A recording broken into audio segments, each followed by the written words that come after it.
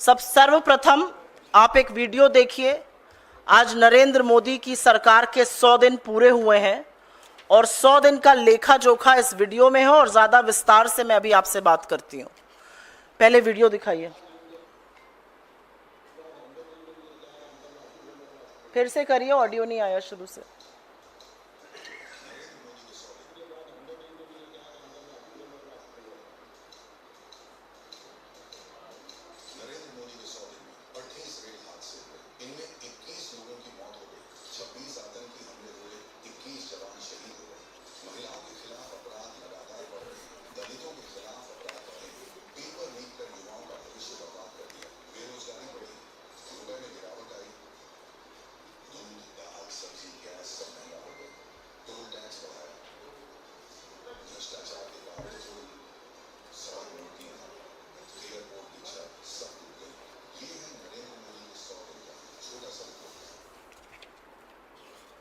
ये छोटा सा रिपोर्ट कार्ड दिखाने के बाद आपसे विस्तृत रूप से चर्चा करेंगे। आज नरेंद्र मोदी की सरकार के 100 दिन पूरे हुए हैं और ये 100 दिन इस देश की अर्थव्यवस्था पर, इस देश के युवाओं पर, महिलाओं पर, इस देश की रेलवे पर, इस देश के इंफ्रास्ट्रक्चर पर, इस देश के इंस्टीट्यूशंस पर, भ्रष्टाचार के खिलाफ मार पर बहुत भारी पड़े हैं। इन 100 दिनों ने यह साबित कर दिया है कि नरेंद्र मोदी के पास किसी भी समस्या का कोई समाधान नहीं है, कोई विजन नहीं है और समस्याओं से मुंह मोड़ना, रण छोड़ के भाग जाना उनकी पुरानी आदत आज भी बरकरार है। 100 दिन में सरकार का हर पल अस्थिरता का, अनिर्णायकता का और अपरिपक्वता का प्रतीक है। इन 100 दिनों में उस गुब्बारे में बहुत हवा भरने की कोशिश की गई, लेकिन लोकसभा चुनाव में इस देश की जनता ने ऐसी कील चुभोई उस गुब्बारे में कि हवा भर नहीं पाई। और असलियत यह है कि जो मोदी जी चुनाव प्रचार प्रसार के दौरान अपने पहले 100 दिन के प्लान का जिक्र करते थे, उनके सामने विफलताओं का एक पुलिंदा खड़ा है। और हमारा सवाल है कि क्या है प्लान। प्लान यह है कि आप बैसाखियों पर आ जाकर खड़े हैं, आपने यू टर्न की सरकार के नए कीर्तिमान स्थापित किए हैं, रेल ध्वस्त है, इंफ्रास्ट्रक्चर ध्वस्त है, महिला सुरक्षित है, बेरोजगारी नित नया चरम छू रही है। यही है आपका रिपोर्ट कार्ड। मैं सिलसिलेवार तरीके से और जो एडजॉइनिंग पिक्चर होगी वो आपको जिस बिंदु को हम डिस्कस कर रहे हैं उसका प्रतीक होगी। पहला रिपोर्ट कार्ड का हिस्सा जो है वो नरेंद्र मोदी की यू टर्न सरकार, उसके बारे में चर्चा करेंगे। यू टर्न सरकार पिछले 100 दिन से चल रही है और यू टर्न करने को मजबूर इस देश के लोकतंत्र ने किया है, इस देश के विपक्ष ने किया है, इस देश के लोगों ने किया है। अहंकार अब नहीं चलेगा और यू टर्न सरकार को करना पड़ेगा। अगर आपका कोई गलत नतीजा देश के लोगों को कुप्रभावित करता है तो वो कानून नहीं बनेगा और आपको लगातार उस पर यू टर्न कराकर ही हम दम लेंगे। लैटरल एंट्री, जिसमें कि आरक्षण को ताक पर रखा गया और उसके बाद लैटरल एंट्री का प्रबंध किया गया, हमने आवाज उठाई, लोगों में आक्रोश हुआ, लैटरल एंट्री पे यू टर्न हुआ। कहते थे ब्रॉडकास्ट बिल लाएंगे, जो स्वतंत्र पत्रकार हैं, जो कठिन सवाल कुछ पूछते हैं, जो आईना दिखाते हैं, उनका मुंह बंद करने की, उनकी आवाज को दबाने की कोशिश होगी। इतना प्रतिकार हुआ उस पर, इतना विरोध हुआ कि उस बिल पर भी यू टर्न करना पड़ा। फिर बोला वक्फ बोर्ड बिल लाएंगे। यह कुछ नहीं था, यह सिर्फ पोलराइजेशन का, तुष्टीकरण का एक माध्यम था। और असलियत यह है कि समूचे विपक्ष ने खड़े होकर इस देश के लोगों ने आपको मजबूर किया, आपको उसको जेपीसी भेजना पड़ा। यह पहला कानून है जो 2019 के बाद आपने जेपीसी भेजा। आपने मिडिल क्लास पर इंडेक्सेशन लादने की कोशिश करी, एलटीसीजी टैक्स लादने की कोशिश करी। मिडिल क्लास का आक्रोश देखकर, विपक्ष की पहल देखकर आपको इंडेक्सेशन वापस लेना पड़ा।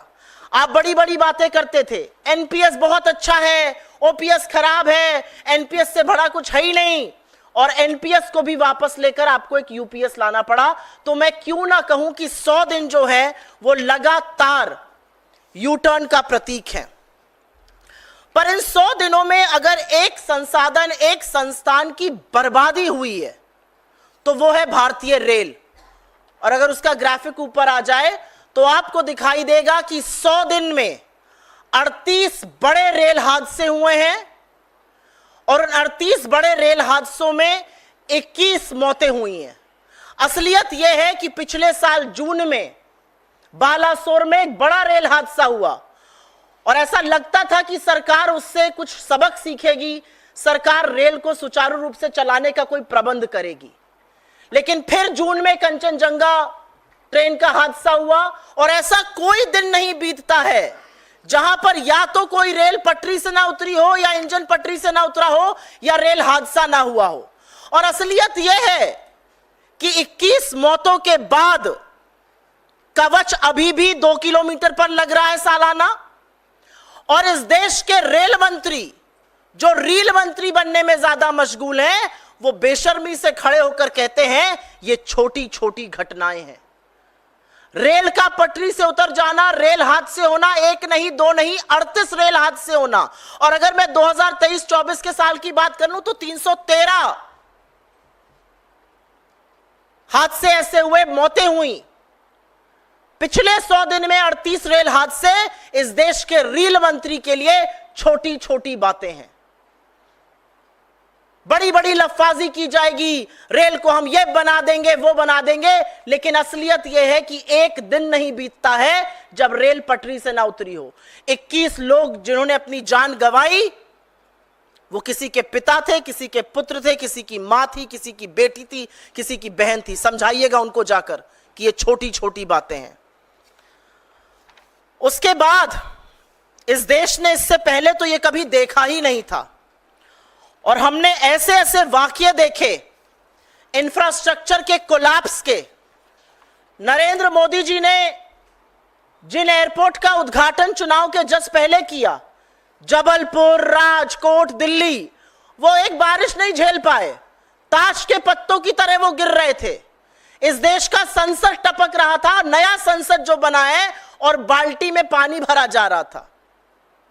असलियत यह है कि अटल सेतु 18,000 करोड़ की लागत पे बना, उसमें दरारें आ गईं।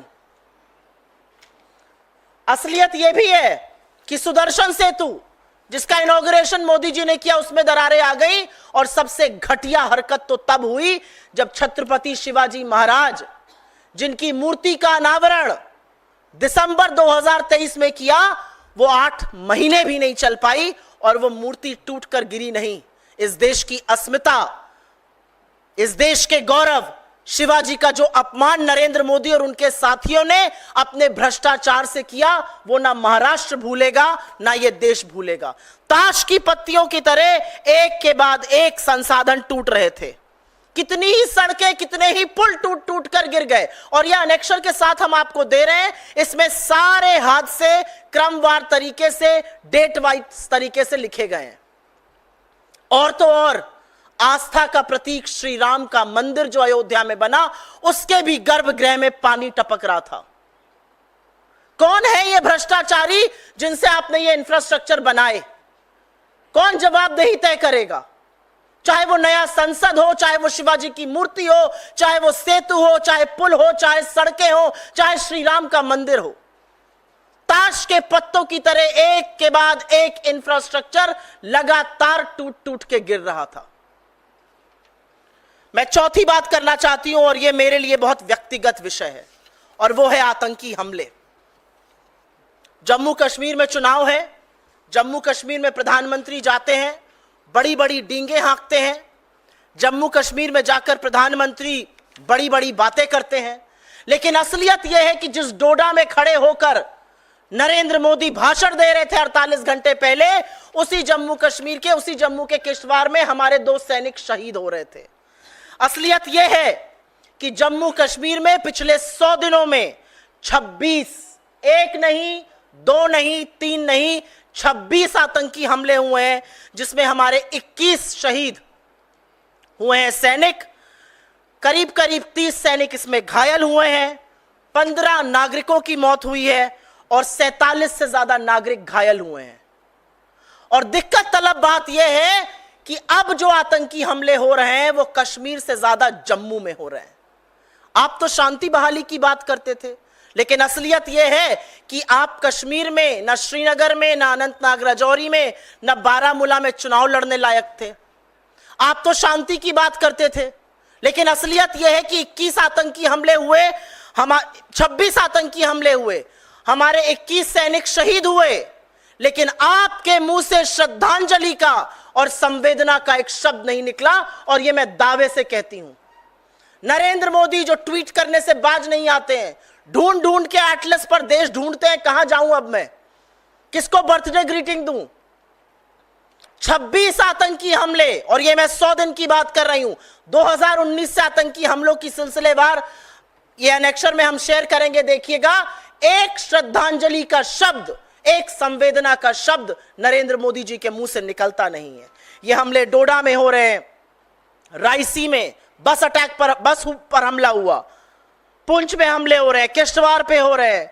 तमाम ऐसे हमले हैं जो लगातार होते जा रहे हैं और नरेंद्र मोदी के मुंह से न श्रद्धांजलि का, न संवेदना का एक शब्द निकलता है। और आज सवाल यह है कि कानून व्यवस्था डायरेक्ट एलजी के अंतर्गत आपके अंडर है। क्या कानून व्यवस्था है?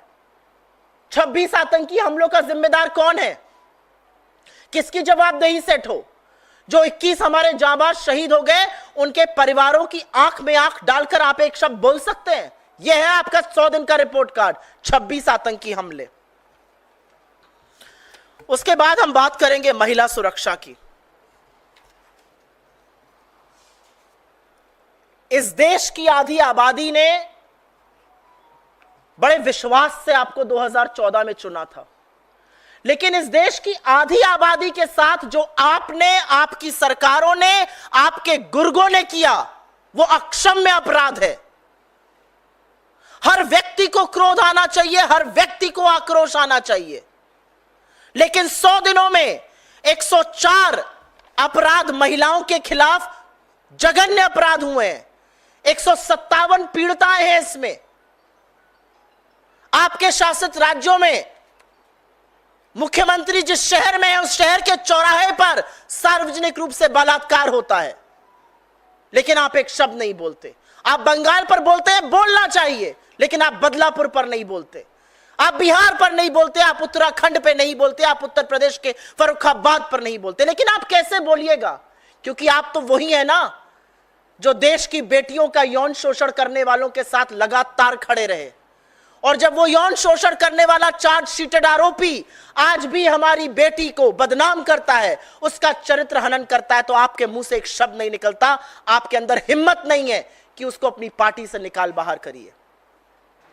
आपके 100 दिनों में न अनपढ़ मजदूर खेत में सुरक्षित है एक महिला, न स्कूल में नाबालिग बच्चियां सुरक्षित है, न कामकाज करने वाली महिलाएं सुरक्षित है, न मेले से आने वाली औरतें सुरक्षित है। तो सुरक्षित कौन है? इन 157 पीड़िताओं को आप क्या कहेंगे? 100 दिनों का फलसफा महिलाओं का यह है। आपका जो झुंझुना है ना, बेटी बचाओ बेटी पढ़ाओ, उसकी असलियत यह है कि आप बेटी को बचाने, बेटी को पढ़ाने के बजाय हर बार संरक्षण आरोपियों को देते हैं। आपके नरेंद्र मोदी के संसदीय क्षेत्र काशी में जघन्य गैंगरेप का मामला सामने आता है। बीजेपी की आईटी सेल के लड़के उसमें पाए जाते हैं, उनको बेल मिलती है तो उनका आजादी के मतवालों की तरह स्वागत होता है, केक काटा जाता है, मालाएं पहनाई जाती हैं। यह है आपका 100 दिन का फलसफा महिला सुरक्षा को लेकर। इसके बाद बात करनी पड़ेगी युवाओं की, क्योंकि युवाओं के बारे में बात किए बिना तो कुछ हो ही नहीं सकता। इस देश की 65% आबादी 35 वर्ष से कम आयु की है, और यह है आपकी उनके लिए प्लान, यह है आपके उनके लिए संयोजनाएं। इन 100 दिनों में लगातार पेपर लीक हुए हैं, इन 100 दिनों में इम्तिहान कैंसिल हुए हैं, इन 100 दिनों में आपकी विफलताओं का पुलिंदा यह है कि स्टूडेंट्स रोते रहे, मां बाप पेट काट करके बच्चों को पढ़ाते हैं, बच्चे गाजर मूली की तरह बसों ट्रेनों में भरकर जाते हैं, इम्तिहान देते हैं और पता चलता है पेपर लीक हो गया। नीट की परीक्षा का पेपर लीक हुआ, नीट में धांधली के, धोखाधड़ी के कई मामले सामने आए। आपने नीट पीजी का एग्जाम कैंसिल किया, आपने यूजीसी नेट का पेपर लीक हुआ इसलिए एग्जाम कैंसिल करना पड़ा, जॉइंट सीएसआईआर यूजीसी नेट का इम्तिहान कैंसिल हुआ, एनसीईटी का पेपर लीक हुआ, लगातार पेपर लीक हो रहे हैं। और यह मैं सिर्फ 100 दिनों की बात कर रही हूं, क्योंकि 10 साल के फलसफा में तो सीबीएसई का इम्तिहान भी लीक हो गया। 10 साल का फलसफा तो यह है कि आपके लोग पेपर लीक के घोटाले, उनके स्कैम, उनके स्कैंडल में लिप्त पाए जाते हैं। जिस देश के लोग, भारत में पढ़े लिखे बच्चे, भारत में पढ़े लिखे युवा विश्व में डंका बजाते हैं जाकर, आज आधी सिलिकॉन वैली भारत की पढ़ी लिखी है। भला हो जवाहरलाल नेहरू का, भला हो कांग्रेस की सरकारों का, जिन्होंने ऐसे स्कूल, ऐसे संस्थान बनाए जहां पर लोग पढ़ लिख कर माइक्रोसॉफ्ट से लेकर आईबीएम से लेकर गूगल तक के हेड हैं।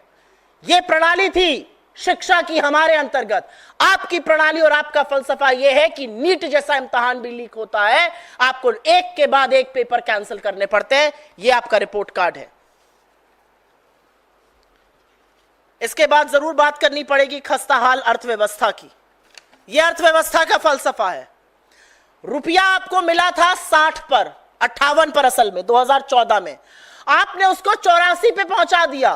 पिछले 100 दिनों में आपने हजारों लाख करोड़ फूके किसी तरह से रुपए को बचाने के लिए, लेकिन फिर भी रुपया आज 84 प्रति डॉलर के आसपास है, 82 पर था 100 दिन पहले।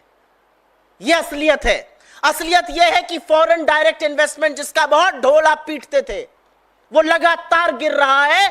ना सिर्फ डोमेस्टिक बल्कि फॉरेन इन्वेस्टर्स को आपकी पॉलिसी पर कोई विश्वास नहीं है। बेरोजगारी लगातार नए कीर्तिमान स्थापित कर रही है। यह देश की अर्थव्यवस्था का हाल है। और महंगाई की मार सहे बिना तो बात कैसे होगी। महंगाई डायन खाए जात है, बड़ा गाना था, उस गाने में एक लाइन और ऐड करिए, सखी सैया तो नईखे कमात है, महंगाई डायन खाए जात है। यह महंगाई का फलसफा है। महंगाई का यह हाल है कि चुनाव होते ही टोल टैक्स आपने 15% बढ़ाया, दूध के दाम आपने तुरंत बढ़ाए, सीएनजी का दाम बढ़ाया, आटा का दाम बढ़ाया, दाल का दाम बढ़ाया। आपने कमर्शियल गैस का सिलेंडर करीब करीब 50 रुपए 2-2 बार करके महंगा किया। आपने मिडिल क्लास पर एलटीसीजी इंडेक्सेशन जैसी वार करी। यह आपका असलियत है। यह महंगाई की मार है। जो देखना चाहे वो जरूर देखे। ऐसा कोई चीज नहीं है जिसको आपने सस्ता किया है पिछले 10 सालों में। 100 दिनों में आपने आटा, दही, दाल, दूध, commercial LPG, CNG, toll tax, सबके दाम बढ़ाए हैं। और फिर बात तो करनी पड़ेगी आपके सबसे परम प्रिय दिल के टुकड़े अडानी की। सेबी और अडानी, ये दो चीजें हैं जिस पर आप मुंह नहीं खोल सकते हैं। इस देश की मार्केट रेगुलेटर पे गंभीर आक्षेप लगे हैं। इस मंच से पर्दाफाश किया गया है उनके कॉन्फ्लिक्ट ऑफ इंटरेस्ट का, कैसे उनके चयन में अनियमितताएं बरती गईं, कैसे उन्होंने अपने पद का, अपने प्रभाव का दुरुपयोग किया।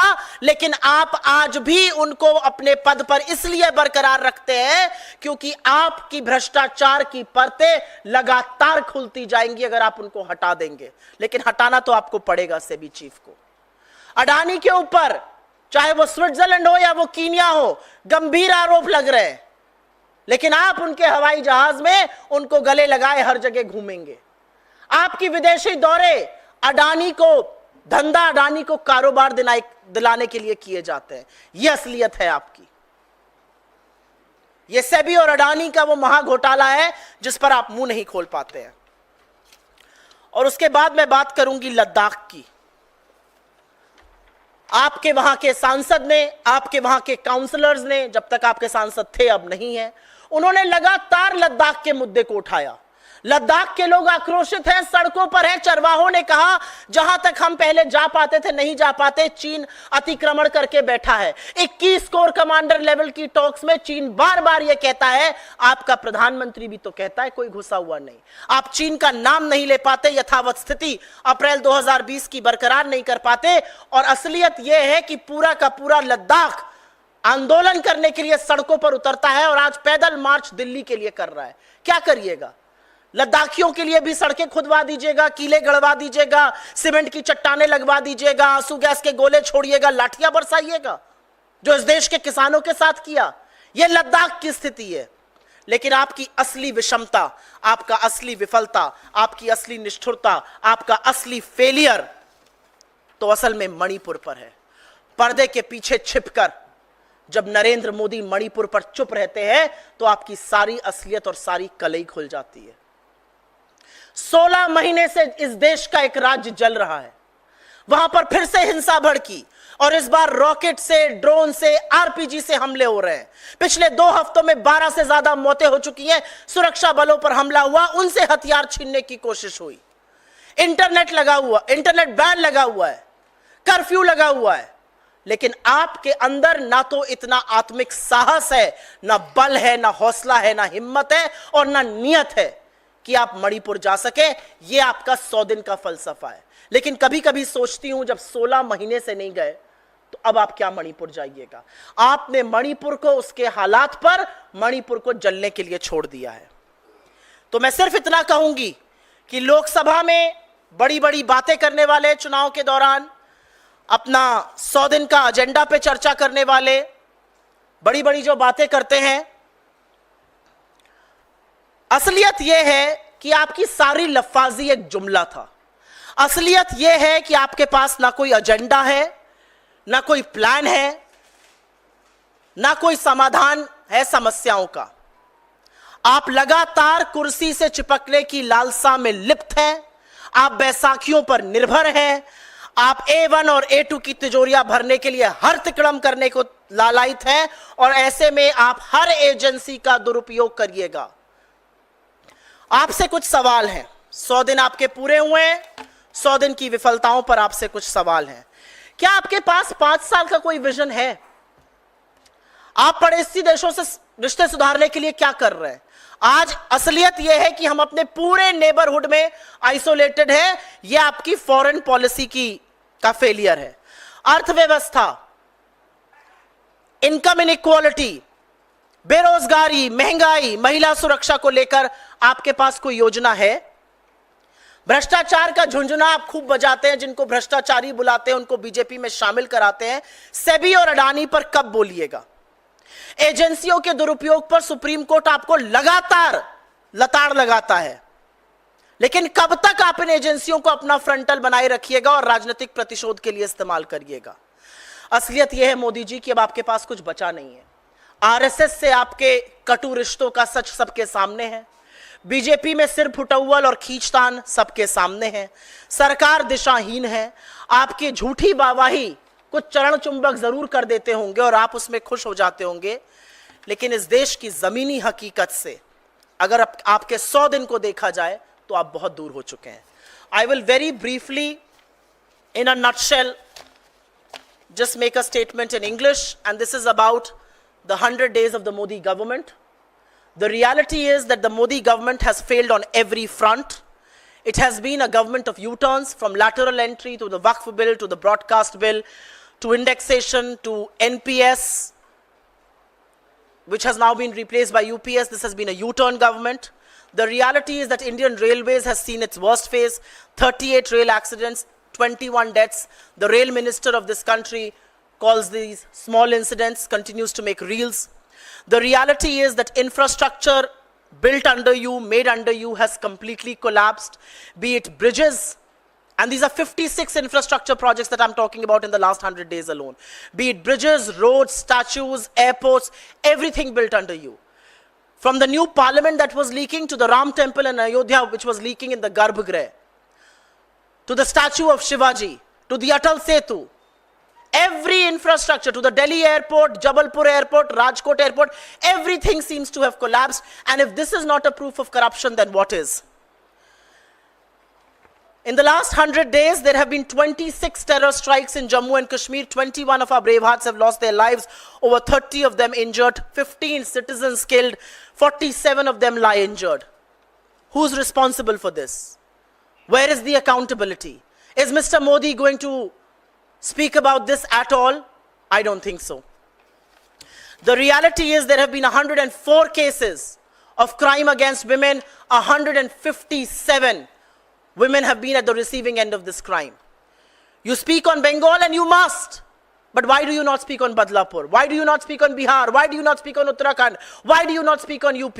Why is it that the BJP IT cell members accused of gang rape in IIT BHU are given a hero's reception when they get bail? And this is something I'm quoting from your parliamentary constituency. Let's talk about youth. The NEET paper leak, the many discrepancies found in it. The NEET PG exam was cancelled, UGC NET paper leaked, joint CSR UGC NET cancelled, NCET paper leak, NEET PG pariksha jo radd hui thi. Let's talk about the economy.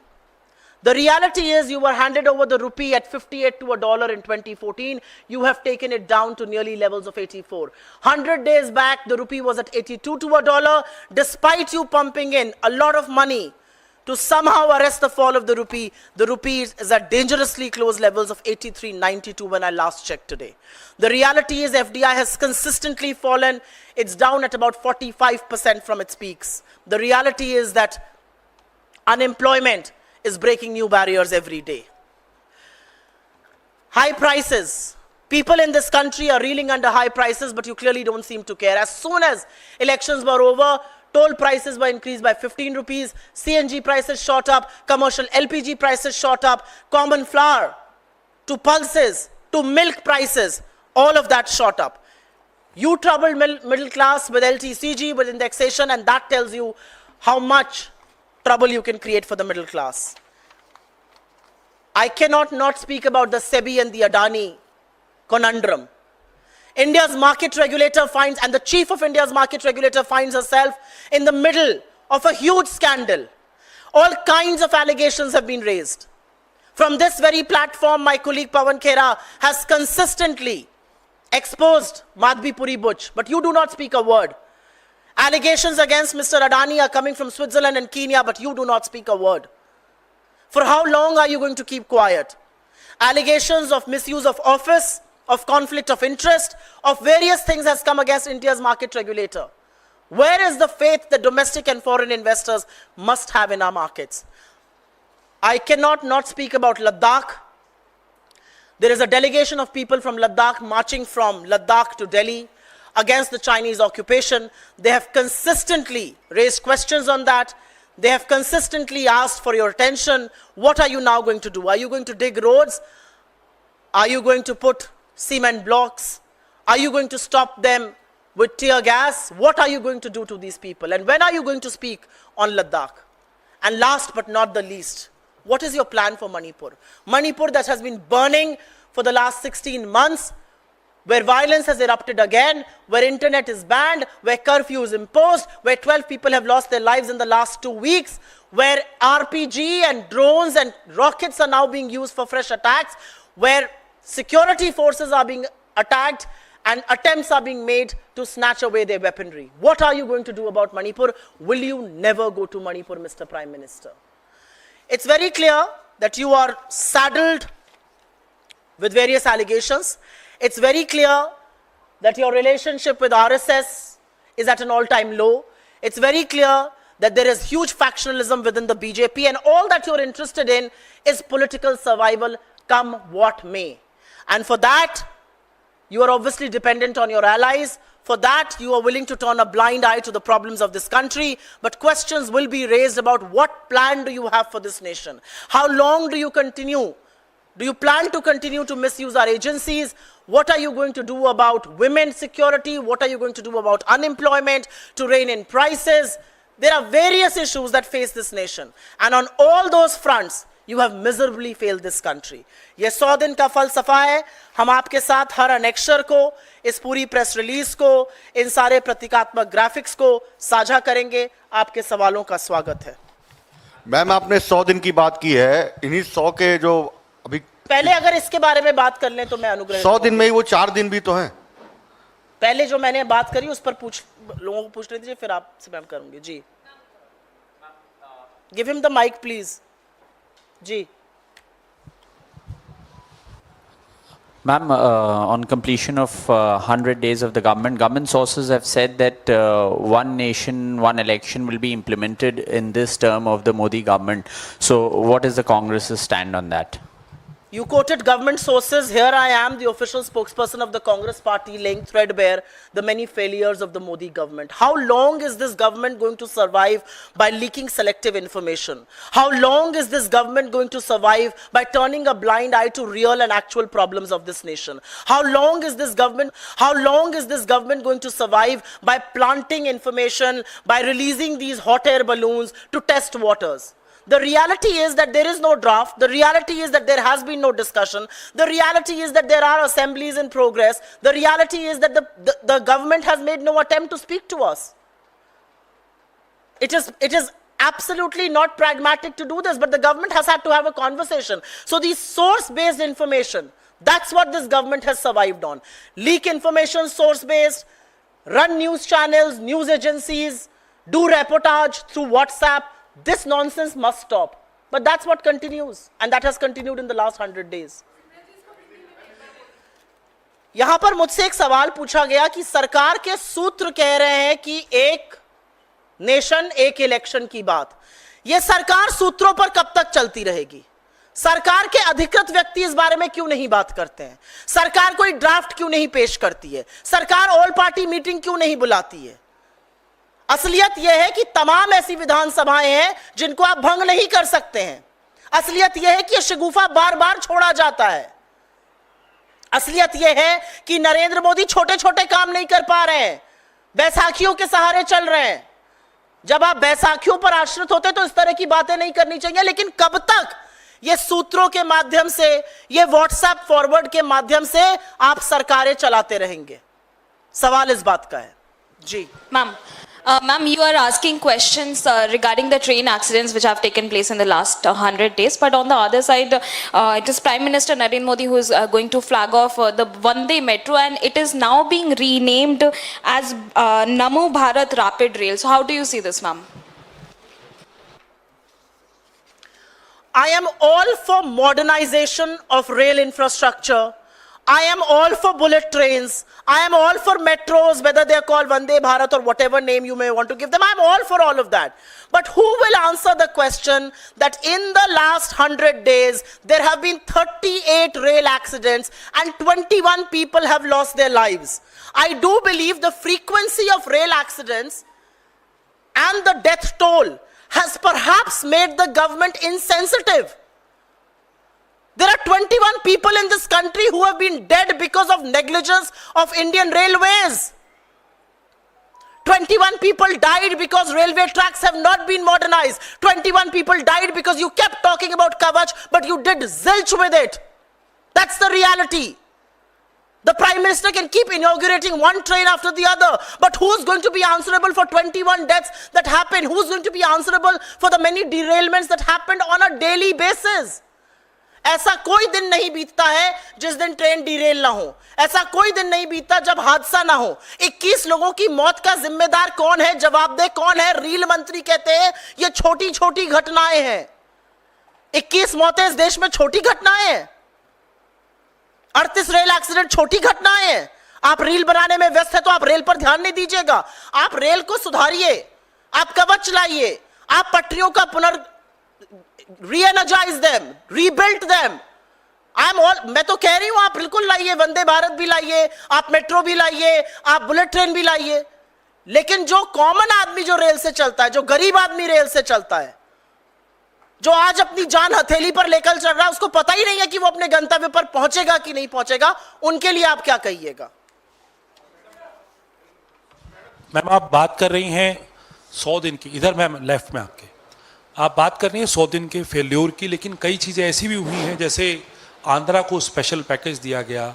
आज भी जब गुजरात में है प्रधानमंत्री, तो अर्थव्यवस्था की आपने बात करी, तो 8,000 करोड़ की लागत के प्रोजेक्ट्स गुजरात को मिल रहे हैं. तो सरकार ये भी कह रही है कि हम तो इंफ्रास्ट्रक्चर दे रहे हैं, आंध्रा को इतना बड़ा पैकेज दिया है, क्या कहेंगे आप? गुजरात में सरदार पटेल की स्टैचू ऑफ यूनिटी बनी, बहुत अच्छी बात है. उस स्टैचू ऑफ यूनिटी का जाने का जो रास्ता है ना, वो पूरी तरह से ध्वस्त हो चुका है. वहां गड्ढे हैं, सड़कें टूट चुकी हैं. उसका जिम्मेदार कौन है? गुजरात में फरवरी 2024 में प्रधानमंत्री ने सुदर्शन सेतु का इनॉग्रेशन किया, उसमें बड़े बड़े गड्ढे और क्रैक हो गया है, उसका जिम्मेदार कौन है? मोरबी पुल में बच्चों की हत्या का जिम्मेदार कौन है? मैं पूछना चाहती हूं आपसे। गुजरात में संसाधन जा रहे हैं, अच्छी बात है, महाराष्ट्र तो लेकर गए हैं आप, क्यों महाराष्ट्र को आपने ठगा? आज महाराष्ट्र में चुनाव है, आप क्या कि वहां पे क्या बोलिएगा? काश ऐसे प्रोजेक्ट यूपी में भी आते, बिहार में भी आते। कोई बात नहीं, गुजरात में जा रहे हैं, ऐसे ही प्रोजेक्ट यूपी और बिहार में भी लाइएगा। लेकिन आपकी जो तमाम विफलताएं हैं, जिन चीजों में आज सुदर्शन सेतु का मैंने नाम लिया, सड़कों का नाम लिया, पुल का नाम लिया, गुजरात में अहमदाबाद का जो मॉडल है वो दिख रहा है, कारें डूबी हुई है, एक बारिश नहीं झेल पा रहा है शहर, उसका जवाब दे कौन होगा? मैडम, एक वीडियो वायरल हुआ है, अजित डोवाल पुतिन से बात कर रहे हैं। No, I will first answer questions on 100 days and then I will come to you. Ma'am, Modi सरकार के 100 दिन पूरे होने पर भाजपा ने एक बुकलेट 36 पेज की छपवाई है, तमाम सांसदों को दिया, कहा कि जाएं अपने क्षेत्र में उपलब्धियां गिनाएं। वह विशेषज्ञ कहते हैं इस पुस्तक में ऐसा कुछ नहीं जो उपलब्धियां के रूप में हो। तमाम विशेषज्ञ कहते हैं 10 साल 100 दिन के बाद भी मोदी सरकार पैसा कुछ नहीं, जनता फिर पूछ रही है कि आखिर अच्छे दिन कब आएंगे। तो सवाल किया, यही तो मैंने बोला है यहाँ पे प्रेस कॉन्फ्रेंस में। आज असलियत यह है कि हरियाणा में चुनाव है और मोदी जी के मंत्री लोगों को तो गांव में घुसने नहीं दे रहे हैं लोग। आज असलियत यह है कि आपके सांसदों और विधायकों को तो गांव में घुसने नहीं दिया जा रहा है। तो ये बुकलेट लेकर कहां जाएंगे? ये बुकलेट थोड़े दिनों बाद रद्दी के ढेर में उसके बीजेपी के दफ्तर के बाद आपको पड़ी मिलेगी, देख लीजिएगा आप। Ma'am, any other questions on 100 days? हाँ मैम, इन्हीं 100 दिनों में पिछले 4 दिन भी हैं जिसमें पहले तरविंदर मारवा बीजेपी के नेता वो राहुल गांधी को दादी के जैसा हर्ष रोने की बात कहते हैं। रवनीत बिट्टू जो मंत्री हैं वो कहते हैं कि राहुल गांधी देश के नंबर 1 आतंकी हैं। और आज शिवसेना सिंधे गुट के नेता है, विधायक हैं संजय गायकवाड़, उनका कहना है कि राहुल गांधी की जीभ काट के लाने वाले को 11 लाख का इनाम दिया जाएगा। इस तरीके की लगातार पिछले 100 दिनों में से 4 दिन में बयानबाजी हुई है और कांग्रेस पार्टी का कोई धरना प्रदर्शन नाराजगी सिर्फ बयानों में दिख रही है। मैं जो कर सकती हूं वो तो मैं करूंगी, और मेरा काम बयान देना है और यहां पे प्रेस वार्ता करना है और सोशल मीडिया चलाना है। आपने 3 चीजों का जिक्र किया। इस देश में लोकतांत्रिक व्यवस्था में 5 बार के चुने हुए सांसद इस देश के नेता प्रतिपक्ष के लिए जिन शब्दों का प्रयोग बीजेपी या उनके घटक दल कर रहे हैं, इस हिंसा पर वरद हस्त किसका है? ये सारे नफरती चिंटू इस तरह की बात कैसे कर पा रहे हैं? असल आतंकी ये है, इनकी जगह जेल में है, ये जेल कब जाएंगे? और अगर इनको नरेंद्र मोदी और अमित शाह का संरक्षण नहीं है तो क्या इनकी हैसियत और हिम्मत है कि ये इस तरह की बातें कर ले? आपने एक आदमी का नाम लिया, वो और भौंके तो देश को उसकी असलियत और पता चलेगी। पंजाब ने आपको पैदल कर दिया, अभी भी आप अपना पाठ नहीं पढ़े हैं। जिसकी राजनीति राहुल गांधी के आगे पीछे घूमकर चमकी, जब वो इस तरह की बातें करता है तो शर्म आती है। लेकिन असलियत यह भी है कि जब आप कांग्रेस के सगे नहीं हुए तो बीजेपी में आपके ऊपर भरोसा कौन कर रहा है?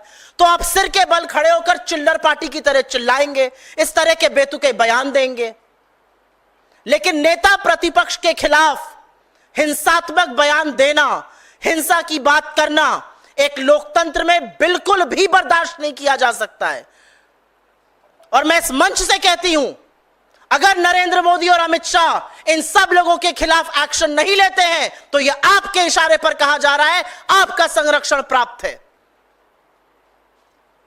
इस देश में लोकतंत्र में हिंसा की लेश मात्र जगह नहीं है। अगर आप लगातार इन चीजों को होने दे रहे हैं तो यह आपके इशारे पर चीजें हो रही हैं और कही जा रही हैं। राहुल गांधी को इन चीजों से रत्ती भर फर्क नहीं पड़ता है। राहुल गांधी अपना काम बेखौफ होकर कर रहे हैं। राहुल गांधी वो व्यक्ति है जिसने देश के 4,500 से ज्यादा किलोमीटर पैदल नाप दिए, कन्याकुमारी से कश्मीर। उन्होंने मणिपुर से मुंबई तक इस देश को जोड़े रखने के लिए यात्रा करी, अजनबियों से मिले, लोगों के आंसू पोंछे, लोगों को ढांढस बंधाया। इस देश को लगता है कि वो एक आखिरी उम्मीद है। बेरोजगारों को लगता है, युवाओं को लगता है, किसानों को लगता है, मजदूरों को लगता है, महिलाओं को लगता है। ये कुछ नहीं है। आप जितना राहुल गांधी के खिलाफ जहर उगलिएगा, आप उतनी ज्यादा अपनी फजीहत करवाइएगा लोकतंत्र के चुनावी मैदान में।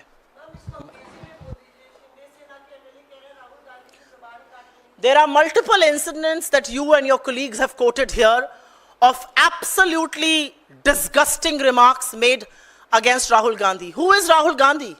He's a 5-term elected MP. He's the leader of the opposition in India's democracy.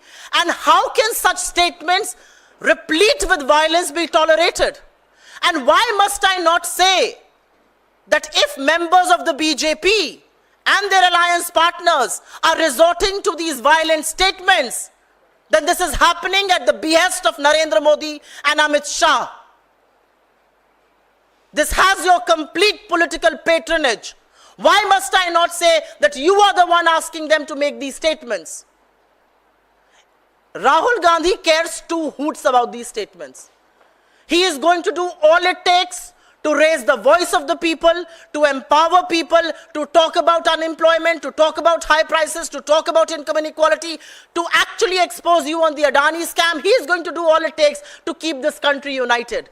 Whether it is walking from Kanyakumari to Kashmir or doing the journey from Manipur to Mumbai. He doesn't care, but we do. And we certainly ask Narendra Modi and Amit Shah that how do these rabid elements make statements like these and get away with it? And the reality also is that some of our turncoats who are making these statements, absolutely shameless, because you have got to prove to the BJP that I have been a turncoat. But guess what? If you couldn't be loyal to us, they're not going to trust you there. Ma'am, the vice. किसी और से करके आपके पास आती हूँ। जी बोलिए। नहीं, दूसरा है मेरा, तो आप ये पूछ लो।